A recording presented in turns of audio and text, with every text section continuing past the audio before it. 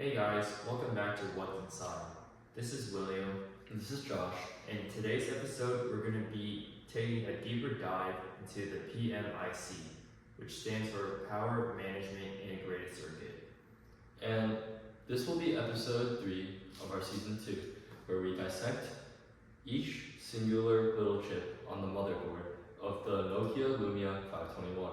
And we're going super in depth today into the PMIC, like William said, which controls all the power management, ensures all of the voltage is smooth, and regulates all the correct electrical current. We'll get more into that later, how it does it and why it does it, and the significance to the entire phone. But for now, we're gonna get started on the PMIC, which should just be this little chip right here. So excited? This is episode 3 of season 2 of What's Inside, the PMIC. Let's get started.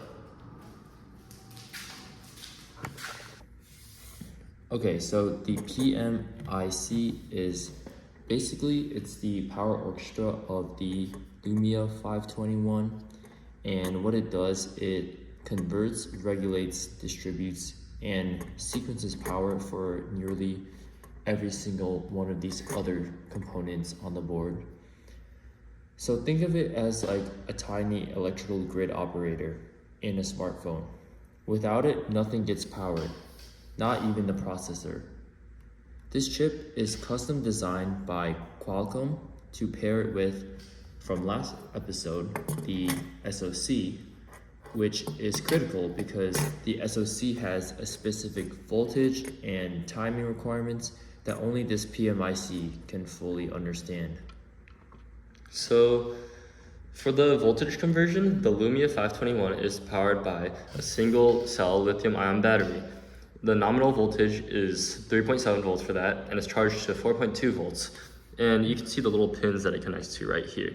And for each subsystem, the voltage rail will have a different type of voltage regulator and a different type of voltage range. So like for the CPU cores, which will be somewhere over here, the voltage rail will be 0.9 to 1.1 volts. It's gonna be a buck regulator type.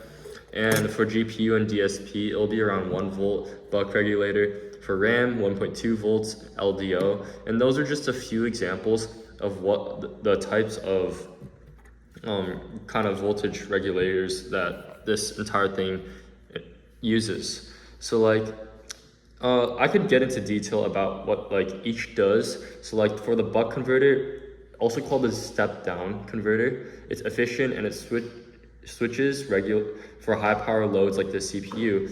As for the boost converter though, also called step up, it's for components like the LCD backlight driver. And for the LDO, a low dropout regulator, it's simple and it's quite a regulation for analog and RF domains, but it is just less efficient.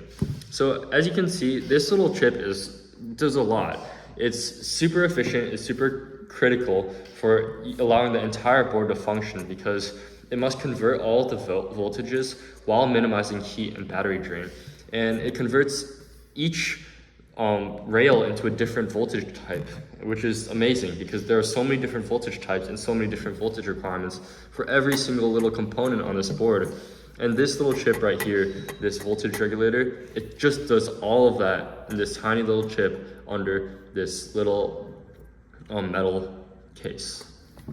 And moving on, so when you want to turn on your phone, when you press the power button, the PMIC receives a signal from the button or the USB insert, and it activates the standby voltage rails, for example, the RTC or the memory retention. And then in this sequence of events, it's going to bring up the SoC core power, the I/O voltage, DRAM voltage, and etc. And then at the end, it's going to notify the SoC that the system power is good enough, and this will in turn cause the SoC to boot up. And if anywhere in this process fails, if the sequence is done in an incorrect order, it's going to fail the boot. And that's why the PMICs have integrated state machines that handle the boot logic. And this thing also has like a ton of other features. Like it There's a lot of detail that goes with it, like such as thermal protection.